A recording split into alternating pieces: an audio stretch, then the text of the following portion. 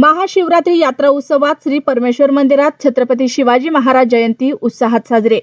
हिमायतनगर येथील श्री परमेश्वर मंदिरात सुरू असलेल्या महाशिवरात्री यात्रा उत्सवाच्या पार्श्वभूमीवर अखंड हरिनाम सप्ताह व ग्रंथराज ज्ञानेश्वरी पारायण सोहळ्यादरम्यान छत्रपती शिवाजी महाराज यांची जयंती मोठ्या हर्षोल्लासात साजरी करण्यात आली। पारायणार्थी महिला मंडळाच्या पुढाकारातून हा जयंती सोहळा भक्तिमय वातावरणात पार पडला। यावेळी छत्रपती शिवाजी महाराजांच्या प्रतिमेचे पूजन व अभिवादन करून त्यांच्या शौर्य, पराक्रम आणि स्वराज्य स्थापनेच्या कार्याचा गौरव करण्यात आला।